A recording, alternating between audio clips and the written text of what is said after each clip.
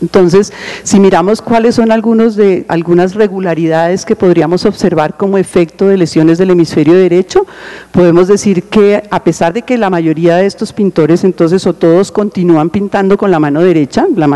como mano dominante, los trazos son inciertos, son inadecuados, son poco fluidos y en el uso del color hay en muchos de ellos pérdida de la sensibilidad cromática, hay colores mucho más fuertes y que no producen los efectos de profundidad, de luz y de sombra, y hay pérdida de algunos instrumentos de composición. Hay partes no concluidas del dibujo, predominantemente al lado izquierdo, hay un manejo inadecuado del espacio, hay dificultades de representación, hay una tendencia a construir imágenes globales y hay pérdida de la representación de tridimensionalidad con tentativas ineficaces para generar perspectiva. ¿Qué pasa cuando hablamos de pacientes o de artistas con lesiones de hemisferio izquierdo? Aquí hay mucha más controversia. Ante lesiones de hemisferio derecho hay bastante más regularidad. Aquí hay controversia al punto de que para algunos no hay una alteración en la actividad artística pictórica después del daño de hemisferio izquierdo y para otros el cambio es claro. Cuando hablamos de hemisferio izquierdo, obviamente todos sabemos que está relacionado con el lenguaje. El hemisferio izquierdo es el especializado para las funciones verbales y estos artistas que tienen un daño en el hemisferio izquierdo tienen de una u otra manera cambios en su lenguaje hacia la parte expresiva o hacia la parte de la comprensión y en muchos de ellos, cuando es asociado a lesiones anteriores, pues ya no pueden pintar con la mano derecha, tienen que aprender a pintar con la mano izquierda, que no era la mano dominante, o bien seguir pintando con la mano derecha, pero guiada con la mano izquierda, lo cual es un cambio significativo. Para Langevin, el famoso neurólogo francés que estudió a varios de los artistas, entre ellos el que vimos hace 15 días, Maurice Ravel, también él estudió a François Gernet, un famoso pintor francés, y él, por ejemplo, a partir del análisis de ese pintor, dice que la pintura es un poder plástico figurativo que está por fuera del lenguaje, que los artistas afásicos, a partir de sus percepciones y de acuerdo a la forma en que su mano transcribe las imágenes y el maravilloso juego de la luz sobre las formas, una visión personal es sugerida y un placer estético particular emerge a partir o a través de la magia del arte figurativo. Y él señala esto con el estudio de este pintor, en quien aparentemente, a pesar de que él mismo con su lenguaje dice que está perdido en la bruma porque no puede hablar, puede perfectamente pintar como vemos acá. En sus palabras, el artista dice, hay en mí dos hombres, aquel que pinta, que es normal mientras pinta, y el otro que está perdido en la bruma, que no se apega a la vida. Digo muy pobremente lo que quiero decir, hay en mí el que percibe la realidad, la vida. Cuando pinto estoy fuera de mi propia vida, mi forma de ver es aún más aguda que antes, me encuentro completo. Pero hay dos personas, el que está adherido a la realidad para pintar y el tonto que no se puede expresar. Y estas eran pues esas formas de pintar. Entonces por esto François Gernet dice que el hemisferio izquierdo no altera la actividad pictórica. Esta artista, Catherine Sherwood, en un artículo reciente también de este año, publica un texto en el cual ella, como el nombre lo dice ahí, de qué manera una hemorragia cerebral alteró mi arte. Y ella también dice que no solamente su lesión, que fue en el hemisferio izquierdo a los 44 años, una hemorragia en el hemisferio derecho, en la región parietal, alteró sus habilidades verbales y otras capacidades motoras que le hacían, por ejemplo, compensar esa dificultad pintando lienzos mucho más grandes. Ella dice, no solamente yo no tuve ninguna, no se deterioró mi arte, sino que floreció y fue la mejor terapia ocupacional que pude tener para mejorar y para rehabilitarme. Ella incluye, por ejemplo, muchos de los elementos relacionados con el cerebro, esto es como un homenaje a Cajal, la famosa neurona de Purkinje, y al final hace también unos montajes donde utiliza elementos de la neurona, del cerebro, y les pone unas faldas y hace unas obras que han sido bastante reconocidas y han sido expuestas en la ciudad de Washington. Entonces ella es otra de las artistas con lesión de hemisferio izquierdo que diría, la lesión no afectó mi arte a pesar de que sí afectó habilidades motoras y verbales. Benny Ferenczi es otro artista estudiado por Cornell en el 77 que tuvo un accidente vascular a los 66 años, que volvió a pintar pero esta vez con la mano izquierda, y que también señala que no evidenció, digamos, cambios en su dibujo. Daniel Urrabieta, Vierge, publicado por Saimov en el 69, también era un ilustrador importante en muchos periódicos. A los 31 años tiene una lesión que le produjo pérdida, digamos, de la motricidad del lado derecho, una incapacidad para hablar, una afasia motora. Empieza a pintar con la mano izquierda y señalan tanto él como sus críticos que sus diseños no pierden valor artístico. Este es un caso que está reportado en el libro de la doctora Seidel, que es una estudiante de 19 años que después de una lesión izquierda no pierde el lenguaje, pero pierde la actividad gráfica, le cuesta trabajo pintar y progresivamente en el curso de cerca de 6 meses fue capaz de recuperar esa habilidad, y que la doctora plantea como un caso que ilustra entonces la independencia entre el lenguaje y la producción pictórica. Sin embargo, hay algunos otros autores que plantean que sí hay cambios y que son significativos cuando la lesión es izquierda. Es el caso de Saimov. Él dice que hay continuidad de la actividad pictórica la mayoría de veces con la mano izquierda, y que parecería haber como una fiebre creadora, que la persona sigue pintando, pero que vamos a observar una pérdida del narrador en los cuadros, que el aspecto simbólico del narrador en los cuadros se va a perder, que se eliminan algunos aspectos teóricos, que los pacientes con lesión de hemisferio izquierdo empiezan a pintar de una manera simétrica y escolástica, que incluyen elementos fantásticos que no hubieran incluido previamente antes de la lesión cerebral. Y es el análisis que hace del pintor, que es Slatko Bodiajev, que es un pintor búlgaro bastante reconocido en su tierra y que era considerado, digamos, el pintor de su pueblo. Él en sus pinturas narraba la historia de Brezovo y sus habitantes. Casi que mirando una pintura de él uno podía saber pues cómo eran las costumbres del pueblo. Y cuando tiene la lesión de hemisferio izquierdo,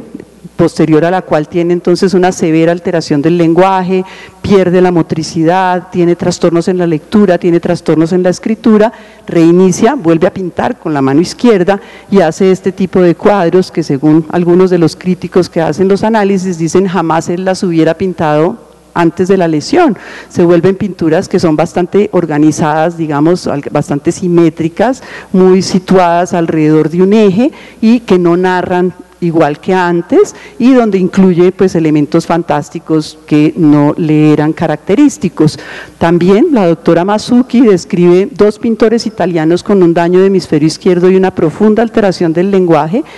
donde plantea este tipo de cambios muy significativos. Gianfranco Fasce es un pintor que ya cuando tuvo el daño cerebral, digamos, era un pintor bastante abstracto, pero era un pintor que se consideraba que prácticamente como si nos transmitiera la sensación de hielo en este cuadro que se llama la Atlántida. O sea, que era un pintor que podía a través de sus colores y de sus abstracciones generar un simbolismo que después del daño cerebral de hemisferio izquierdo, cuando empieza a pintar con la mano izquierda, ya no produce, se vuelve mucho más geométrico, mucho más fuerte, más delimitado, unas construcciones muy claras que también se observan en este otro pintor italiano, que es Afro Balsaldella, que vivió entre 1902 y 1976. También era un pintor abstracto y este es el tipo de cuadros que él hacía antes del daño cerebral, y después de su lesión de hemisferio izquierdo empieza a pintar con la mano derecha guiada y sostenida, y este es el tipo de cuadros que hace. Entonces, de nuevo, aparece esa regularidad, digamos, geométrica que había mencionado también Saimov. Este es otro paciente que es inusual porque con una lesión izquierda tiene una heminatención del otro lado. Es un paciente que tenía un tumor cerebral y que por esto presentó esos cambios, digamos, de atención hacia detalles del campo visual que está controlado por el hemisferio no lesionado. Este es otro efecto, digamos, de lo difuso del cambio y lo sutil algunas veces de los cambios que ocurren en un pintor profesional que tuvo un infarto en el tálamo izquierdo, que es descrito por el doctor Allegri, y este que es el famoso, digamos, escultor Karl Reuterswärd, que hace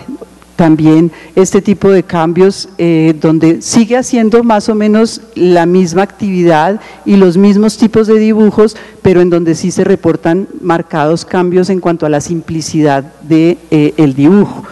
Este es nuestro famoso pintor Alejandro Obregón, quien tuvo un tumor cerebral de hemisferio izquierdo y sobre quien hay una marcada evidencia de alteraciones de varios meses, donde había una profunda alteración del lenguaje con dificultad para encontrar las palabras, que él en parte intentaba compensar escribiendo nombres de las personas conocidas en la pared de su taller, pero que claramente pues tiene un compromiso fonológico y una alteración del lenguaje, y en que no podemos ver si o no se produjeron cambios asociados porque fue un tumor de muy rápida evolución. Las obras que quedaron en su taller inconclusas tienen exactamente las mismas características y el mismo estilo, pero pues no tuvimos, digamos, tiempo para haber visto la evolución o no, si hay o no efecto, digamos, de su lesión. En estos casos, cuando hay un daño del hemisferio izquierdo, entonces algunas de las regularidades que se han mencionado han sido que las personas, los pintores, siguen pintando con la mano izquierda, siguen pintando pero no con la mano dominante, sino aprenden a utilizar la mano izquierda, pero muchos de ellos muestran soluciones mucho más simples, más geométricas, más escolásticas, con un manejo del color que representa mucho menos simbolismo y abstracción. En algunos la descomposición del todo en elementos y la dificultad para crear efectos de profundidad y de movimiento. Se ha señalado también entonces la pérdida de la capacidad para elaborar ideas en esos pacientes que tienen un daño de hemisferio izquierdo. Cuando miramos qué pasa en los pacientes con enfermedad de Alzheimer, vemos que hay una mezcla de todas estas alteraciones, tanto de hemisferio derecho como de hemisferio izquierdo. La enfermedad de Alzheimer, por definición, es una enfermedad degenerativa, primaria, que progresa y en donde se comprometen las regiones posteriores del cerebro, parietales, temporales, occipitales, y por lo tanto es usual ver alteraciones que van progresando con la enfermedad. En algunos de estos pacientes ha sido posible mirar cómo progresa esa alteración en relación con el dibujo. El más famoso pues es Wilhelm Kooning, que es el famoso expresionista abstracto entonces, que vivió en Nueva York, que vivió entre 1905 y 1997. Estas son algunas de las obras que lo caracterizaron, que lo hicieron famoso. Eso se llama la serie de las mujeres, y una cosa pues importante es que estos cuadros que eran característicos de él, durante un año más o menos podía trabajarle a un cuadro. Ya cuando le empiezan a presentar los cambios asociados a la enfermedad de Alzheimer, él empieza a producir muchos cuadros en un año, o sea, esa fiebre creadora que han algunos descrito, pero entonces con cambios que para algunos son significativos y para otros no. Aquí también los críticos de arte y los neurocientíficos que han estudiado la obra de Kooning están divididos entre los que dicen no hubo cambio, la enfermedad pues le generó una creatividad impresionante, producía muchas obras al año, contrario a antes que hacía una por año, tiene formas sinuosas, etcétera. Entonces, y otros sí plantean, evidentemente hay un cambio que podemos observar en la simplicidad y en los trazos y en los colores mucho más primitivos que utiliza Kooning a medida que avanza la enfermedad. Ya en el 90 tiene un deterioro claro de la pintura, con pérdida de energía, con efectos planos y estáticos, y él sin embargo tampoco nunca dejó de pintar, pintó hasta el último día y él decía, pinto para vivir.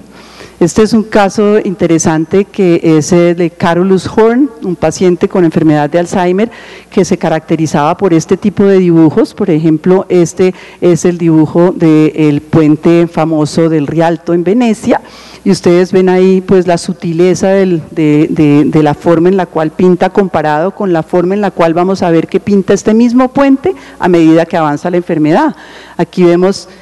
en etapas tempranas de la enfermedad cómo se vuelve un poco, digamos, mucho más frío, más cuadriculado, más geométrico. Aquí ya varios años después de la enfermedad, donde ya son unos colores rechinantes, tanto que el artículo más o menos habla de los huevos en el cielo.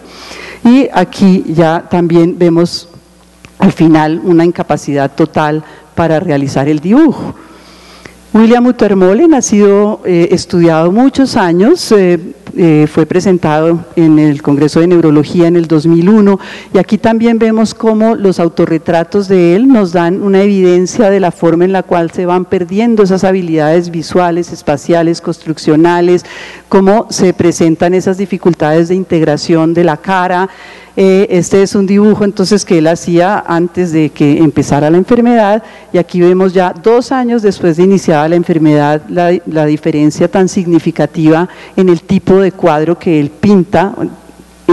de sí mismo en el espejo. Este es otro cuadro que ya muestra pues más deterioro y un cambio significativo de su capacidad gráfica.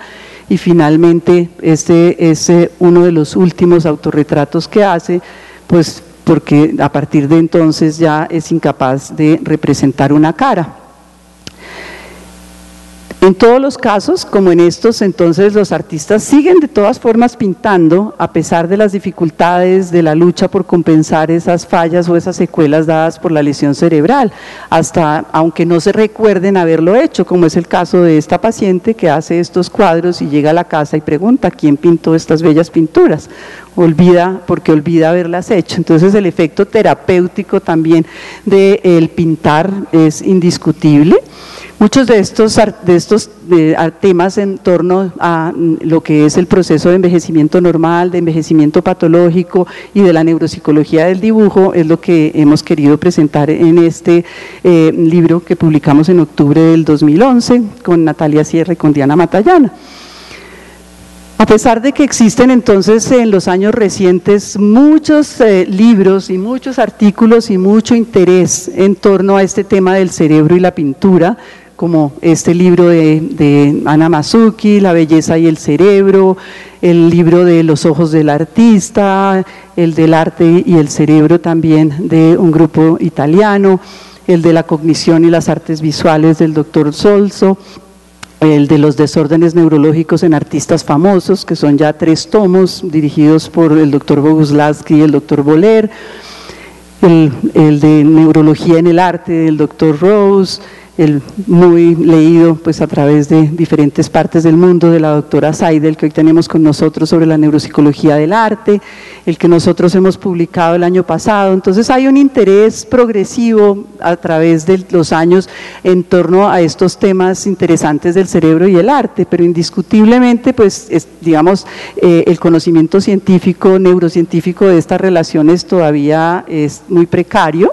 Todavía, digamos, la comprensión sobre cómo percibimos el arte y cómo se produce el arte es muy incipiente. Todavía sabemos poco cómo controlar variables experimentales, cómo controlar los efectos culturales, los efectos sociológicos sobre el arte y también cómo diferenciar, por ejemplo, cuáles son efectos de la lesión y cuáles son diferencias individuales. Entonces, indiscutiblemente existen muchas preguntas todavía por responder, afortunadamente para los que nos interesa continuar, digamos, trabajando en torno a este tema, pero también hemos avanzado mucho. Hay una forma de mirar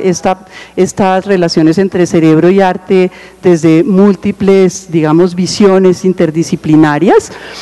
Y sin duda, como dijo el doctor Miller cuando estuvo también aquí en Colombia hace algunos años, el arte proporciona una ventana única hacia los procesos cognitivos de varias regiones del cerebro y una oportunidad única de rehabilitación.